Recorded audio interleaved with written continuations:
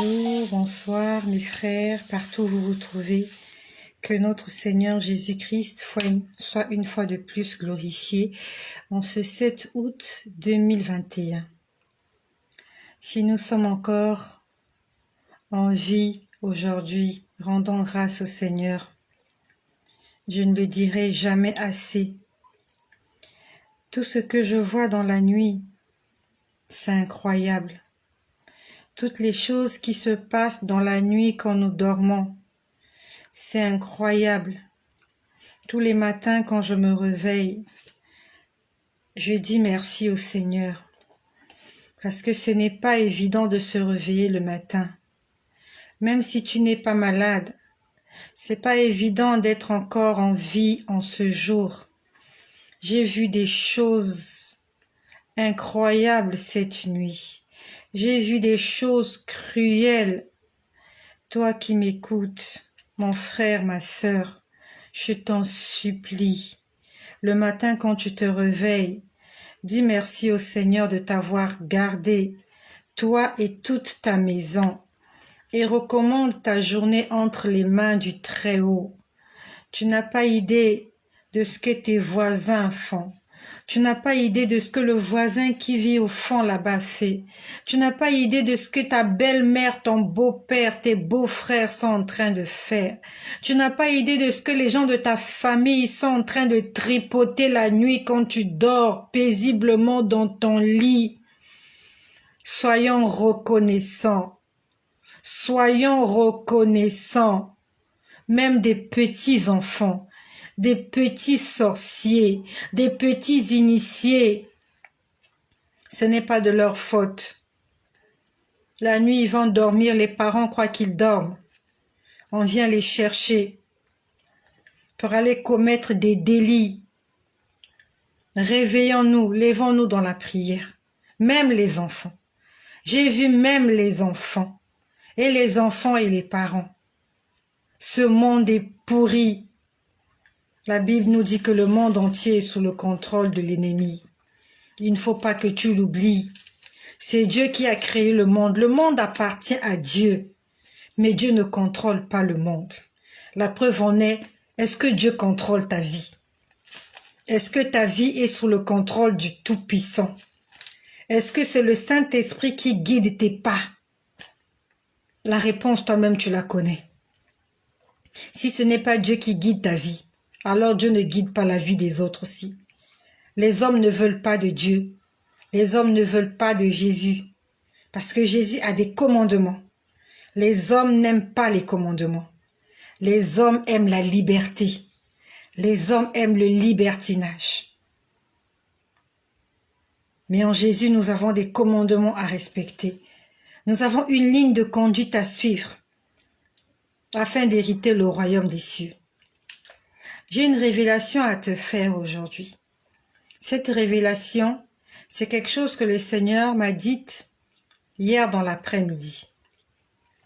Dans l'après-midi, le Seigneur m'a parlé.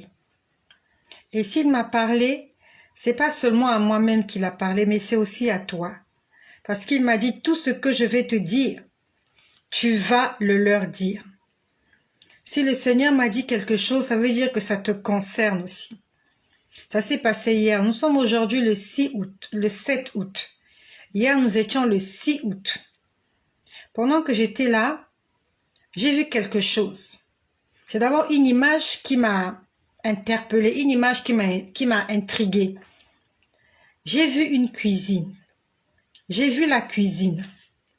Et dans la cuisine, il y avait des assiettes. Les assiettes étaient déjà lavées, mais pas encore rincées. Quand je dis ces choses, je sais exactement de quoi je dis. Je parle des choses spirituelles. J'ai vu une grande cuisine. Et à l'intérieur de la cuisine, il y avait des assiettes. Au départ, les assiettes étaient sales. Puis après, on les a lavées. Qui les a lavées, je ne sais pas. Mais on ne les avait pas encore rincées. On a juste frotté avec du liquide vaisselle ou avec du savon. Et on a mis à côté, c'était pas encore rincé. Je ne sais pas pourquoi c'était pas encore rincé. Et quand je vois la scène, je vois que les assiettes qui attendaient d'être rincées, elles ont quitté là où elles étaient et elles sont allées entrer dans le seau de la serpillière. Il y avait un seau de serpillière dans la cuisine aussi, juste à côté des assiettes. Je n'ai pas vu une main en train de faire ça, mais ça se faisait tout seul. Les assiettes en groupe ont quitté une cuvette, c'était dans une cuvette. Les assiettes ont quitté la cuvette, sont allées entrer dans un seau. C'était le seau de la serpillière. Ce seau-là était de couleur rose. Quand j'ai vu cette image, ça m'a intriguée. Je me suis dit, mais comment des assiettes peuvent se retrouver dans un seau? Et c'était le seau de la serpillière. Parce que je pouvais voir que ce seau-là, c'est un seau qu'on utilise pour la serpillière. Quand j'ai vu cette image, le Seigneur me l'a expliqué. Il me dit, c'est pas le seau de la serpillière. Il me dit, c'est le seau de l'enfer. Il m'a dit, les assiettes que tu vois, qui étaient lavées, mais qui attendaient d'être rincées, ce sont mes enfants. Le Seigneur a dit, ce sont mes enfants. Pourquoi je t'en parle? Peut-être qu'il s'agit de toi. Le Seigneur me dit, je les ai déjà mis à part. Je les ai déjà nettoyés. Toute la saleté est enlevée. On avait frotté le savon. Le savon avait même séché. Mais ce n'était pas encore rincé. Et une main invisible que je n'ai pas vue a pris les assiettes, les a mis dans le seau de la serpillière. Le Seigneur m'a dit, c'est pas le seau de la serpillière, c'est le seau de l'enfer. Il m'a dit, il y a des enfants que j'ai, des chrétiens. Aujourd'hui, ils étaient encore dans ma maison. Ils étaient encore dans ma cuisine. La Bible nous dit que Jésus-Christ est le grand potier et que nous sommes l'œuvre de ses mains. Nous sommes les ouvrages de Dieu. Nous sommes des vases dans la maison du Seigneur. La Bible nous parle des vases d'honneur et des vases d'usage vil. Quand on parle de vases, on parle des ustensiles de cuisine. Ça peut être des assiettes, ça peut être des marmites, ça peut être des verres, ça peut être des fourchettes. Et Dieu se sert de nous pour accomplir son œuvre.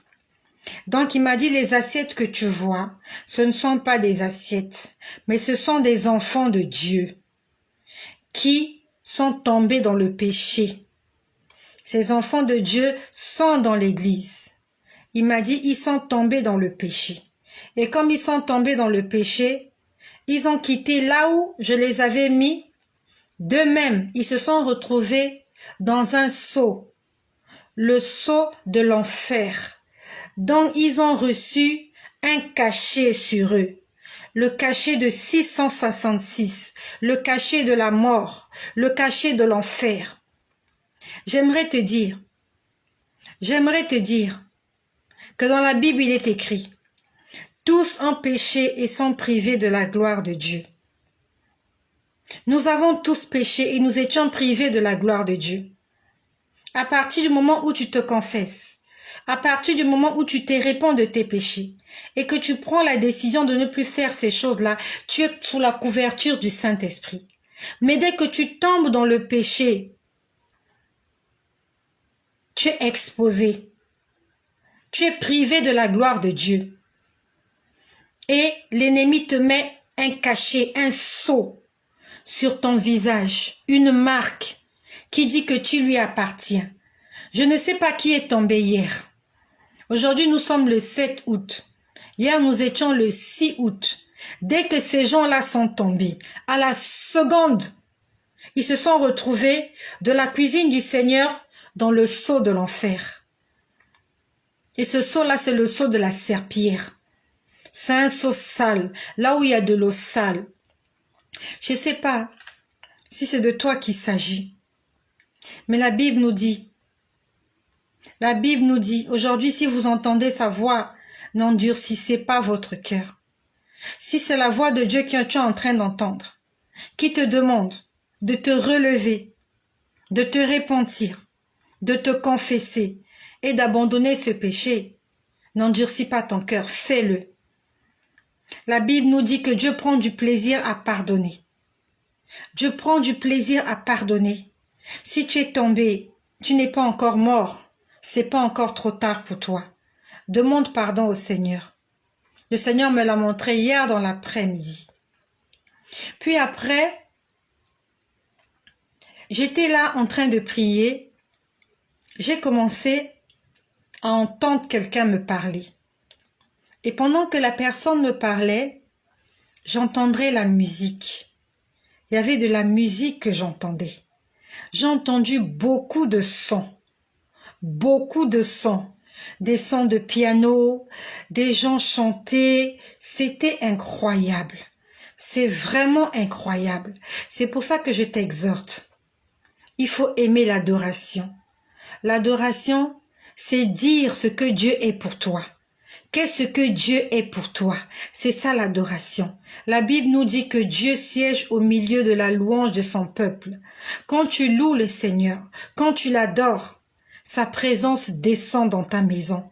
Sa présence descend dans ta vie. Et hier, quand le Seigneur me parlait, j'entendais des gens chanter, j'entendais de la musique, j'entendais des sons de piano, j'entendais de la musique encore et encore.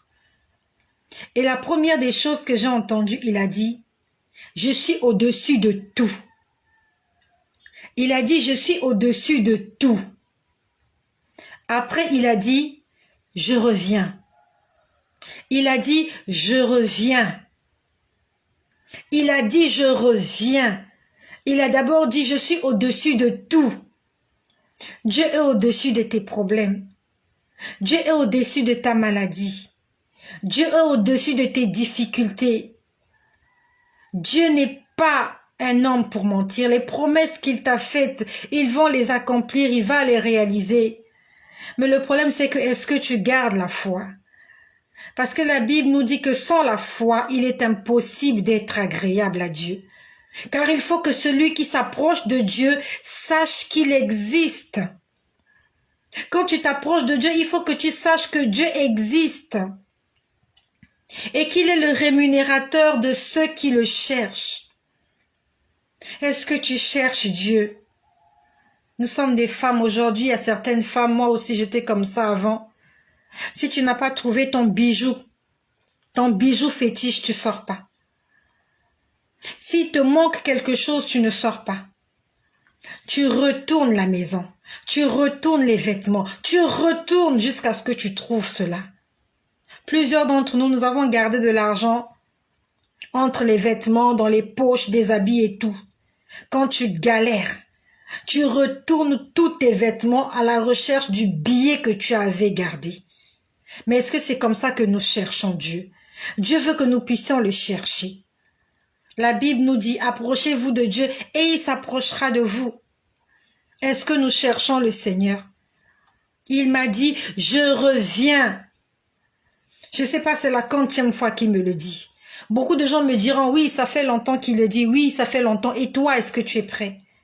Ça fait longtemps que Dieu te le dit, c'est pour que tu puisses te préparer.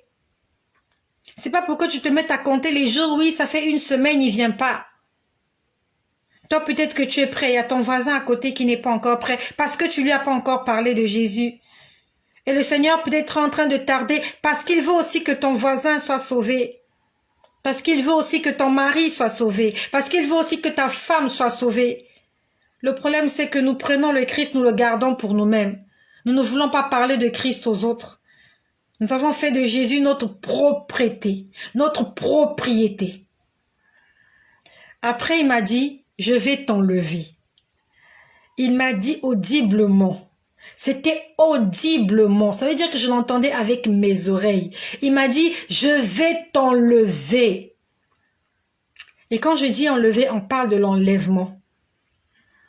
Tous ici, nous avons entendu parler de l'enlèvement de l'Église. Nous avons appris que Jésus, le jour où il reviendra, il paraîtra dans les airs. Et alors, tout cela qui lui apparaît, tout cela qui lui appartiennent, vont monter à sa rencontre. Ça s'appelle l'enlèvement. Il m'a dit, je vais t'enlever.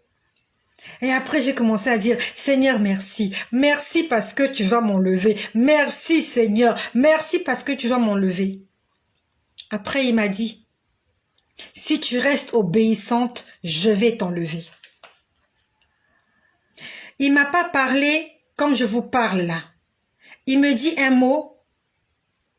Je prie, il me dit un autre mot. Je prie, et pendant que je prie, j'entends la musique. J'entends de la musique. J'entends de la musique. Donc, je ne peux pas vous dire combien de temps ça a pris. C'est pour ça qu'il est important de passer du moment dans la prière. J'ai rencontré quelqu'un il n'y a pas longtemps qui m'a dit qu'il n'arrive pas à prier même 5 minutes. Je lui ai dit, il y a tellement de sujets que c'est pas possible que tu ne puisses pas prier pendant 5 minutes. Il y a tellement de problèmes sur la terre. Il y a tellement de problèmes dans nos familles. Il y a tellement de problèmes dans la société. Comment on n'arrive pas à prier 5 minutes? Moi aussi, dans le temps, je n'arrivais pas à prier 5 minutes. C'est parce que j'étais égoïste. Je ne pensais qu'à moi-même. Seigneur, merci pour la journée. Merci, tu m'as nourri. Bénis-moi au nom de Jésus. Amen. Non. Il y a ton frère quelque part qui a besoin de ta prière. Il y a quelqu'un à l'hôpital qui veut que tu pries pour lui. Il y a une âme qui n'est pas encore sauvée qui veut que tu intercèdes en sa faveur. Donc, je ne peux pas vous dire combien de temps ça a pris. Tout ce que je suis en train de vous dire. Là, je vais vous faire un résumé en 10 ou 20 minutes. Mais je peux dire que ça a pris des heures.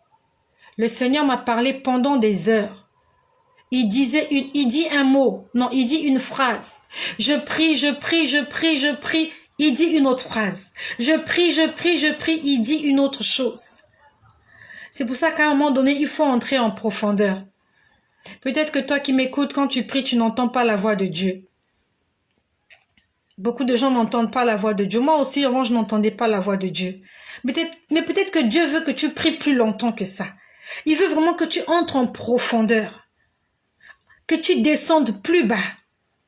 Que tu ailles dans les profondeurs. Afin de se révéler à toi. Dieu ne veut pas que tes prières soient superficielles.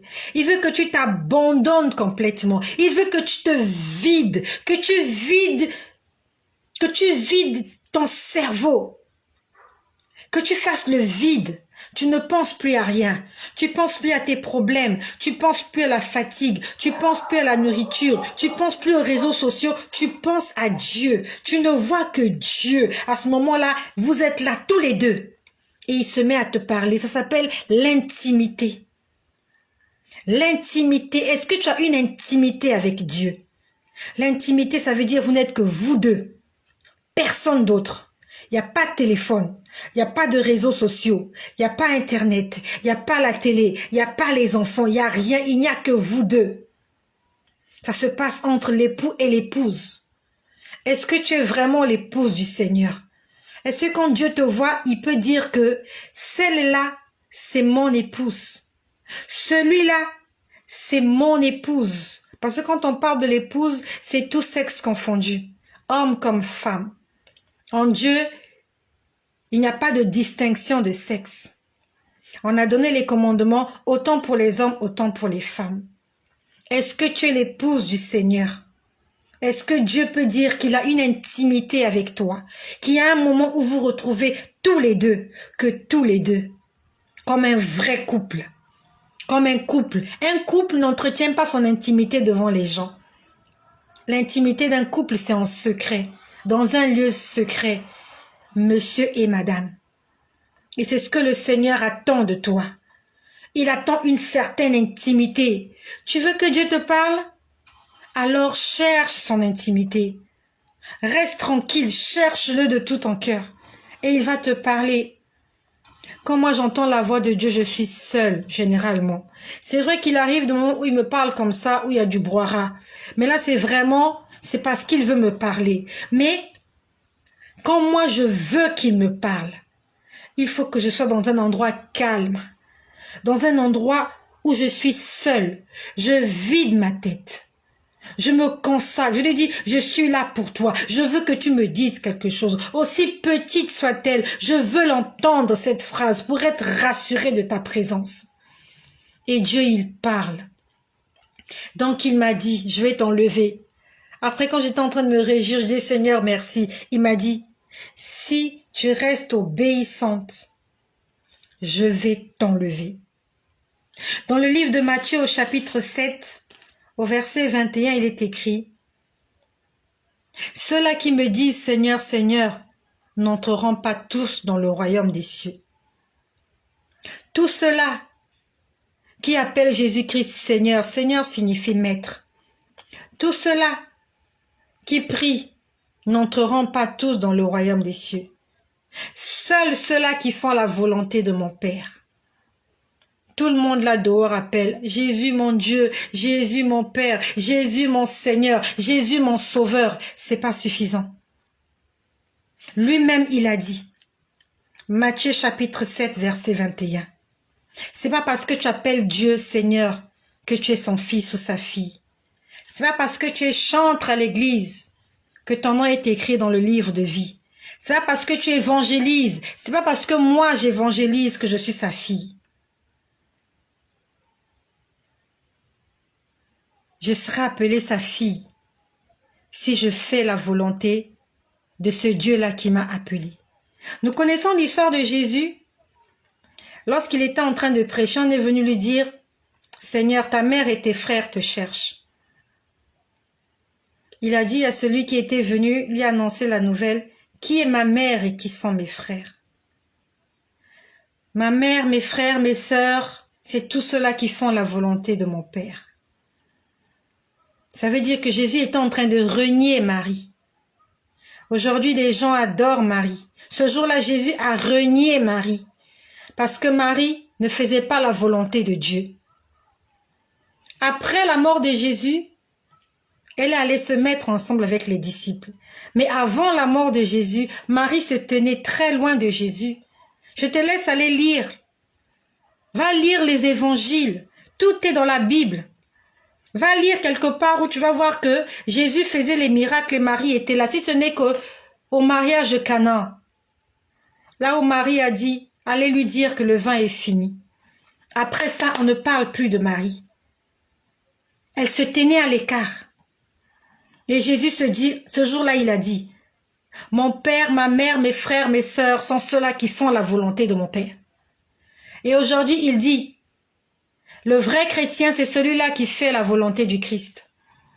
Aujourd'hui, il dit, ma vraie épouse, c'est celle-là qui fait ce que mon cœur désire. Ma vraie épouse, c'est celle-là qui réjouit mon cœur. Même moi, c'est pas parce que je prêche sur les réseaux sociaux que j'irai au ciel. Si j'ai envie d'être enlevée ce jour-là, comme il me l'a dit hier, il faut que je reste obéissante. C'est pas parce que je vais prier au nom de Jésus que les malades seront guéris que ça signifie que je suis un enfant de Dieu. Non. C'est pas parce que je vais prophétiser en son nom. Il a dit lui-même dans sa parole, ce jour-là, plusieurs diront, Seigneur, n'avons-nous pas fait des miracles en ton nom? N'avons-nous pas opéré des prodiges? N'avons-nous pas chassé les démons? Il leur dira, éloignez-vous de moi, je ne vous ai jamais connu. On parle d'une relation entre l'époux et l'épouse, une connexion. Est-ce que vous connaissez cette femme? Oui, je la connais. Pourquoi vous la connaissez? Parce que j'ai eu une intimité avec elle. Je l'ai connue, excusez-moi l'expression, sexuellement. C'est une histoire d'intimité. Est-ce que Dieu te connaît dans ton intimité? Est-ce que toi aussi tu connais Dieu dans son intimité? Est-ce que tu passes du temps dans l'intimité avec Dieu? Ou tu restes 5 minutes? Je sais qu'il y a beaucoup de couples là qui sont connectés, surtout les hommes. Si ta femme reste avec toi 5 minutes, tu es sûr que tu l'appelleras ma femme? 5 minutes. Après 5 minutes, elle te dit qu'elle ne veut plus, elle n'a plus le temps, il faut que tu dégages. Je crois que tu vas la chasser de la maison. La femme, c'est celle-là qui prend du temps pour son homme. Elle a fait tout ce qu'elle pouvait faire toute la journée. À un moment, elle met un stop. Elle dit, là, c'est pour mon mari. Je me donne entièrement à mon mari. Je suis à lui et il est à moi. Ça s'appelle l'intimité. Et ça ne se fait pas en 2 minutes. Ça se fait pas en 3 minutes. Une vraie intimité entre deux personnes qui s'aiment, ça prend des heures. Est-ce que tu as une intimité avec Dieu? Est-ce qu'un jour Dieu pourra dire, je la connais, je le connais, parce que j'ai eu une intimité avec lui, parce que j'ai eu une intimité avec elle, parce qu'à un moment donné, elle a tout abandonné, elle a tout fermé, elle a tout bloqué, elle a tout abandonné juste pour moi. Puis le Seigneur m'a dit, si tu manques de quelque chose, je te viendrai toujours en aide. Pourquoi je dis ça? Si le Seigneur me l'a dit, c'est qu'il te le dit à toi aussi. Lorsque nous lisons les évangiles, tout ce que nous lisons, ce sont des histoires qui concernent ces personnes-là. Et on se sert de ces histoires pour nous édifier. La femme samaritaine, je ne suis pas la femme samaritaine. Mais quand nous lisons l'histoire de la femme samaritaine, ça nous édifie tous. Quand nous lisons l'histoire de David et Goliath, nous sommes tous concernés. Nous ne sommes pas David. On ne l'a jamais connu. Nous ne sommes pas Goliath. Quand on parle de Moïse, toutes ces histoires nous édifient. Quand on parle de Anne, Anne qui a eu Samuel, une femme stérile. Quand on parle d'Élisabeth, cette femme stérile qui a eu Jean-Baptiste. Quand on parle de Sarah. Aujourd'hui, toutes ces histoires nous édifient. Raison pour laquelle ce que le Seigneur me dit à moi ne me concerne pas moi-même. Ça te concerne toi aussi. Il m'a dit, si tu manques de quelque chose, sache que je te soutiendrai. Je te viendrai en aide. C'est la parole qu'il m'a dite hier. C'est la promesse qu'il m'a faite hier. Et pour terminer, il m'a dit, si tu m'aimes, tu dois aspirer à l'onction. C'est ce qu'il m'a dit. Si tu m'aimes, tu dois aspirer à l'onction. Quand on parle d'onction, on parle du Saint-Esprit. Nous devons aspirer à la présence du Saint-Esprit dans nos vies. Le Saint-Esprit, c'est celui-là qui est descendu le jour de la Pentecôte sur les disciples. Il est venu les fortifier. Il est venu les rassurer.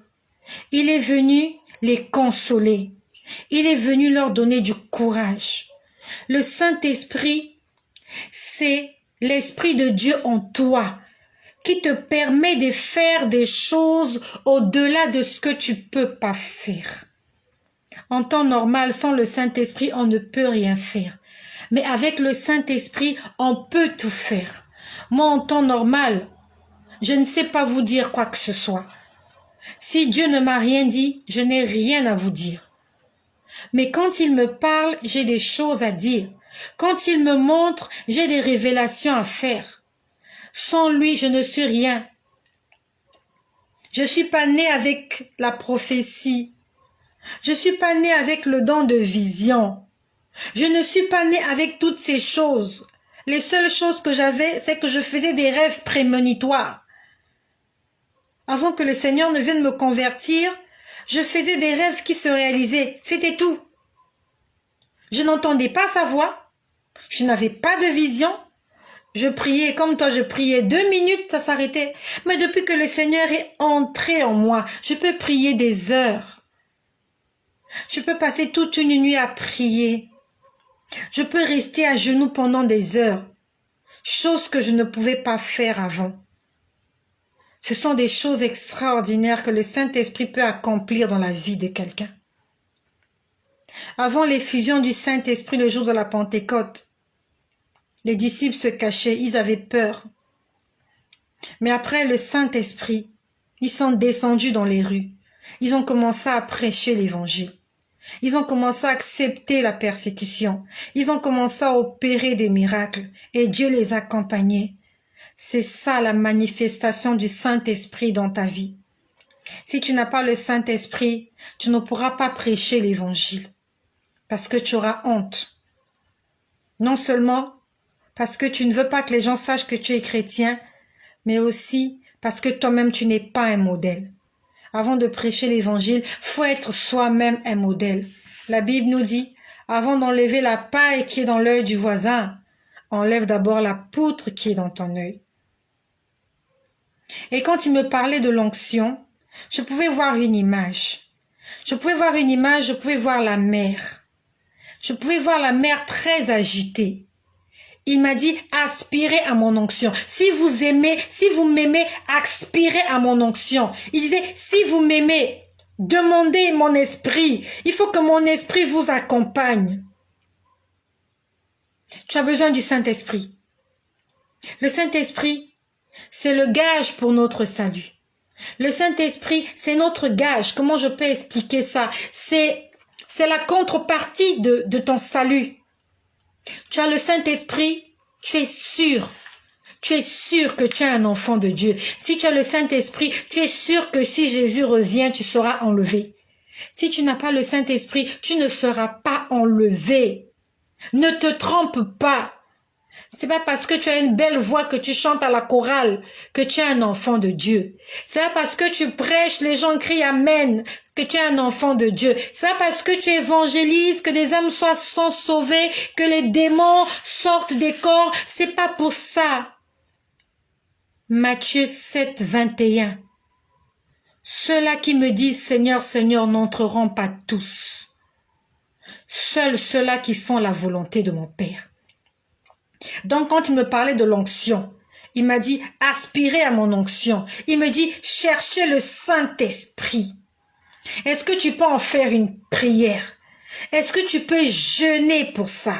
La Bible nous dit qu'avant la Pentecôte, les disciples au nombre de 120, ils s'étaient mis à part dans la chambre haute, en train de veiller, de prier, de jeûner et d'attendre la promesse que Jésus-Christ leur avait faite en partant en disant vous recevrez un esprit et vous serez mes témoins.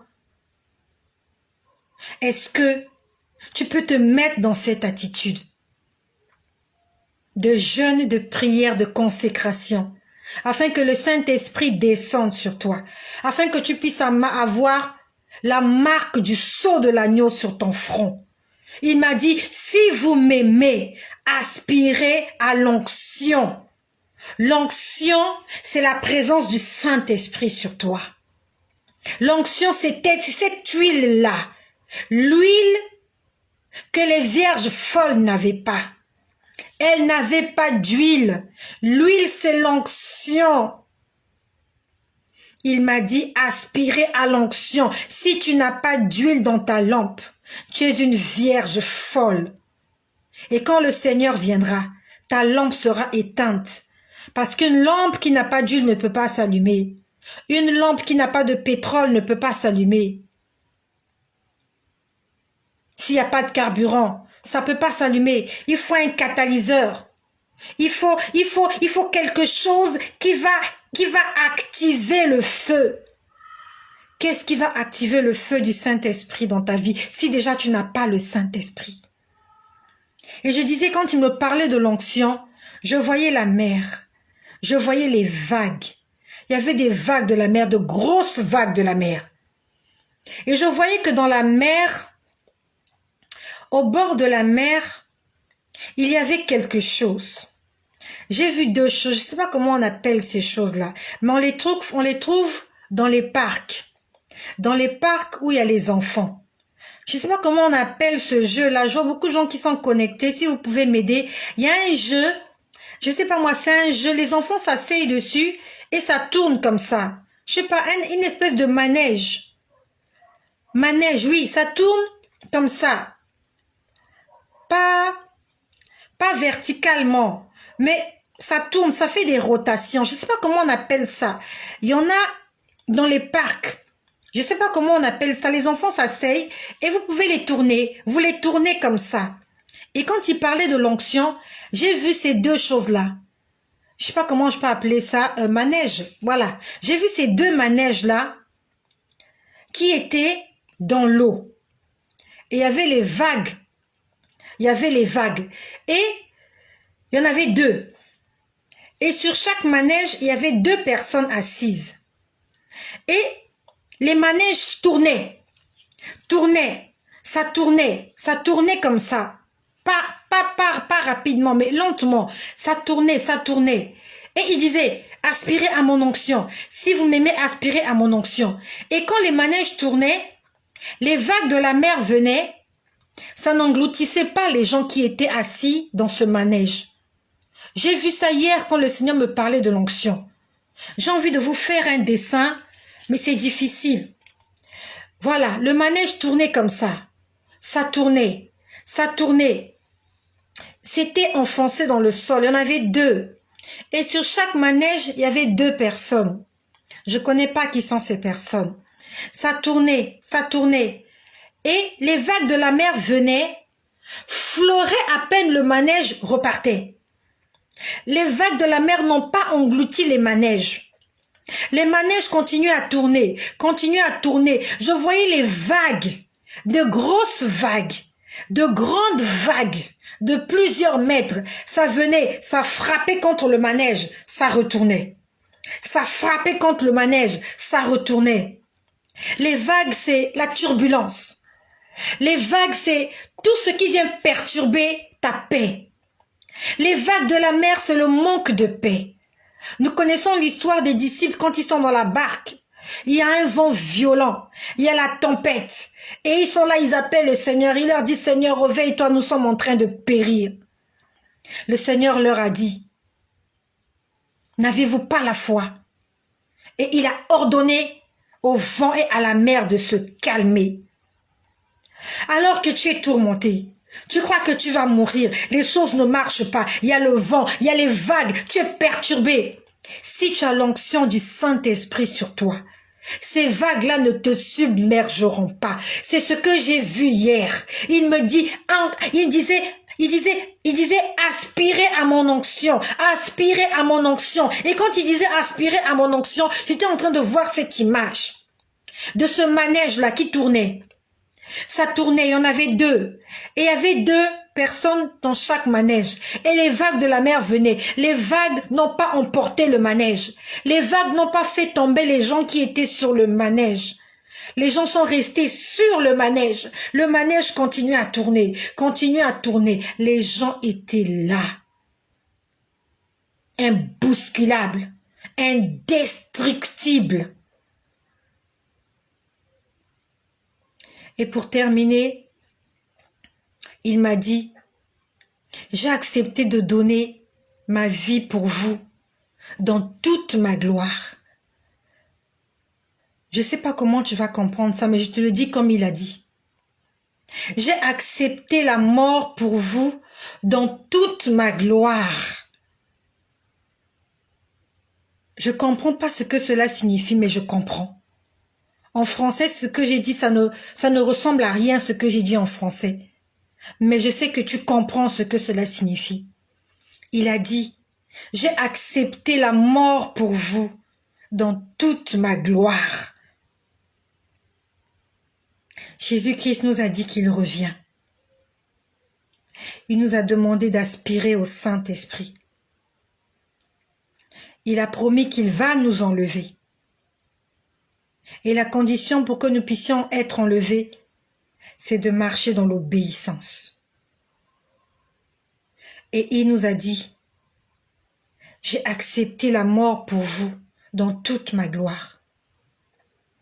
Et pendant que j'entendais toutes ces choses, la musique continuait.